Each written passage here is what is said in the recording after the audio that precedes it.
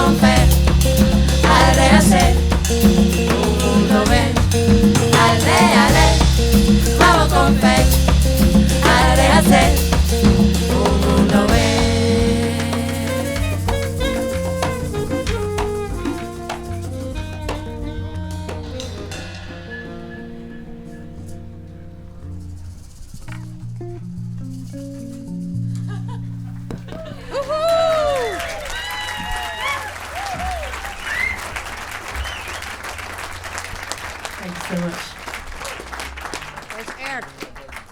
Wow. It's gonna be a party tonight! Yes! Woohoo! Great. Well, let's get to know the band. Let's start with Viva. Hi everyone. Move this a bit closer to me. Why don't you all stand up? I feel so, Yeah, okay. I want to we'll be stand. equal. We'll stand. So tell me, you initiated, this is your idea, and how come, what happened? Why did you want to do it? Well, so it's funny, I didn't study music at university, I studied politics. So although I became a professional musician soon after graduating, I've always felt very aligned with seeing the politics in everything. And so I was really keen to kind of join together my activist roots with my musicianship. And so COLECTIVA was born. And actually, let's just quickly shout out to Lily, who's behind me on congas, because she was also there from the beginning. We'd played in a lot of different Latin projects in London. And mostly they'd been a little bit uncreative in the sense that we were playing repertoire that had already been written, almost like the Latin standards. And yeah, we really wanted to create something fresh and new. And we were also really inspired by the UK jazz scene and everything that was popping off there.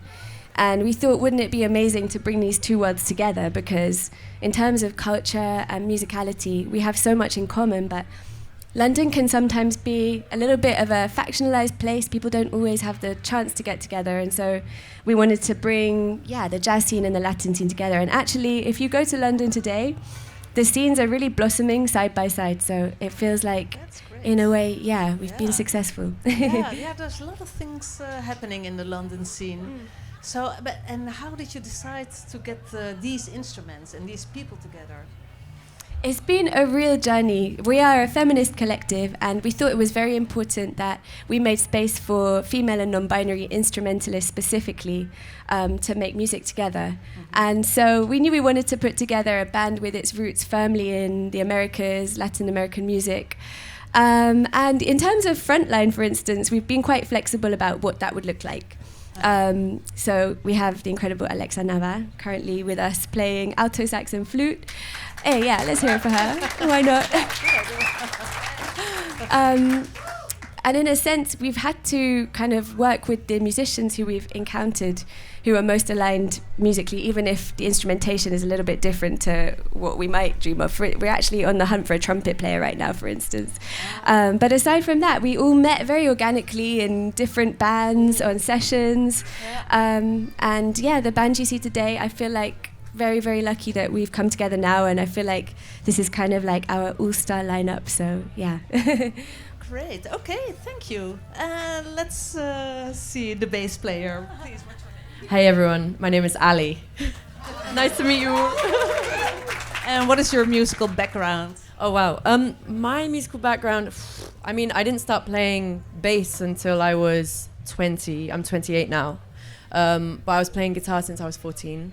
And I grew up in a very secluded village where no one was really in making music a priority really. So I got into it quite late, and I found everyone here, 2015, 16. So I got into the Latin scene also quite late, but when I was introduced into it, I played with Eli and Wada.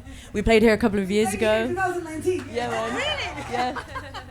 And I was playing with Leah for quite a few years prior to that, and so when they kind of introduced me into this world, I was like, this is it, man. This is where I feel like musically I want to belong, and I know that I'm always going to be a student of this. I'll never be a representative, I don't feel, but I feel so, I don't know, I just feel so happy that I've been welcomed into this community. So yeah. Great, thanks. So, what about you? Hi, my name is Lily.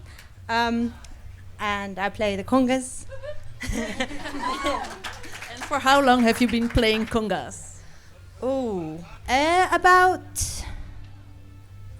16 years. 16? Yeah. Why did you start? Okay. So I was playing, my first instrument is actually piano. And when I was at university studying music, I was learning Cuban music on the piano.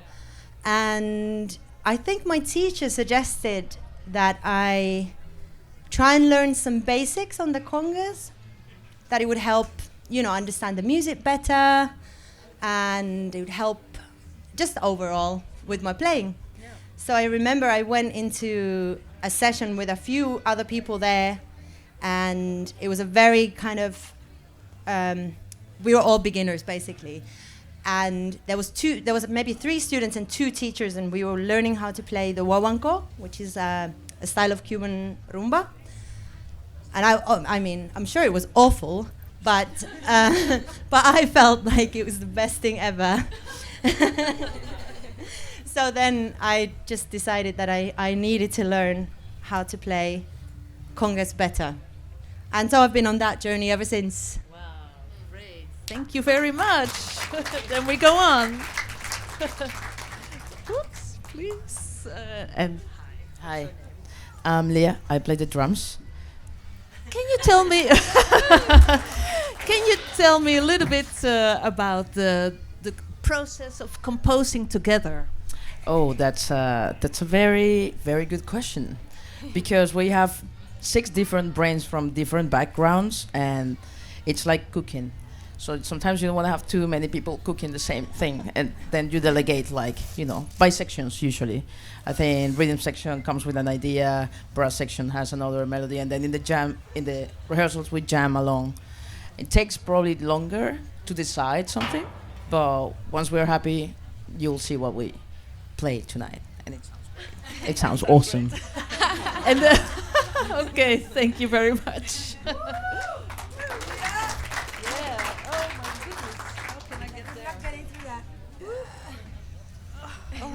Hi.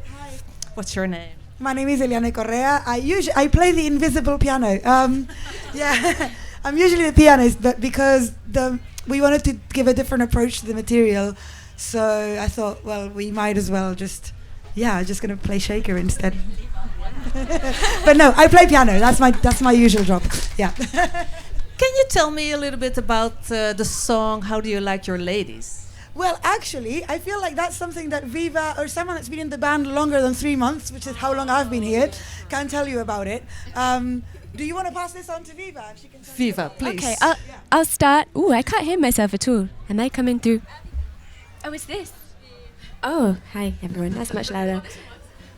So, yeah, How Do You Like Your Ladies was our latest single release.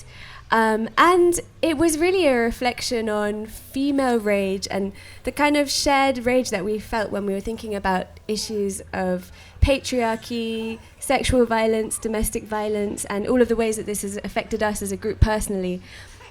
We were having a discussion just, as we arrived into the rehearsal room. All of us had these experiences on the way there, and we just felt this collective kind of anger, but also mixed with just humour, and we wanted to create something that reflected that. So it kind of just poured out quite naturally, and it felt like a catharsis. And so then we decided that we would also raise money with this single. It's something that we've been trying to do for a long time, is infuse activism in the music, not just in terms of who we represent as a project, but also in, physical terms, that we can actually raise funds. So 100% of the profits from that single are going towards Sister Space, who are an amazing organisation representing African and Caribbean heritage women and girls in the UK affected by domestic violence. And they are raising funds for the first domestic abuse shelter in the UK for that group of women. So if you like what you hear later on, please do consider donating, whether that's through our Bandcamp or just go and check out Sister Space. They're a really vital organisation. We also made a music video. I'm going to pass on to somebody else to talk about that. Ali? Lily? Ali? Ali's good. Great. What do you want me to say about the music video? It's a great music video, and it's out on YouTube. Type in "How Do You Like Your Ladies." I don't know what to say about it. I'm not sure what to say about it right now. I'm going to pass this on. So, I'm not really sure what to say now either, but just, I guess, a little shout out to a team that we were able to put together, mainly Viva, that agreed to do this video with us for very little, if any, pay. Unfortunately, we would love to we would love to be able to pay more, but we weren't at that time. So we showed it on a beach in February, I think, in the UK. We were pretending it was summer, so we were freezing the whole time. And I guess in that video as well, we were trying to reflect on the same themes of kind of what it means to be a woman and how that is visually sometimes represented in our society, and how you can break those. Like Ali's ripping off a wig in a fantastic scene in the video. I recommend watching it. Probably not doing it justice in describing it here. That's great. Yeah, you all have to see it. It's a very, very lovely video. And the last member of the sextet, COLECTIVA. Hi, my name is Alexa, and I play saxophone and flute. Yeah. So I want to ask you, how do you how do you put all these emotions, like the song, into the music? Jeez. But I think like depends. I mean, yeah, I have like a really good connection like with my instrument. I think like whenever I play like any kind of music now, it kind of reflects in a way. So yeah, I would say that it's just like I've been playing it for 8 years now. So you know, it's that connection that you develop with your instrument and how do you want to express ideas, especially when you improvise. It's like that's the main thing, to express something. That's it. Okay, great, thank you. Does anybody has a question? Nobody? Okay, just one question. How is it like to... No. Are there any male bands that are like threatened or jealous? Gossip. That's gossip. That's gossip. Does this belong here? Ooh, that's a really difficult question. And it's kind of sad because while we have confronted these kind of issues, it's very difficult to be honest about them because, of course, in our industry, you know, you have to be very careful about what you say. And sometimes that even leads to us silencing ourselves about things that really ought to be out in the open because there is still sexism in the industry. And I mean, I could tell stories about particular groups, but I'm not going to do that. I'm not going to do that on this occasion. But yeah, most definitely, I think it's sad that, certain men in the industry have felt threatened by us coming together, and I think the power that they see that we have. But I think as well, bit by bit, representation in London is really, really improving on the jazz scene. I think a lot of vital work is happening, and there will always be a backlash, but in the way, we have to see that as a sign of success, because if progress wasn't being made, those people wouldn't have anything to feel threatened about. So I'd probably leave it at that. So true, so true. Okay, thank you very much. And, well, we're going to party tonight.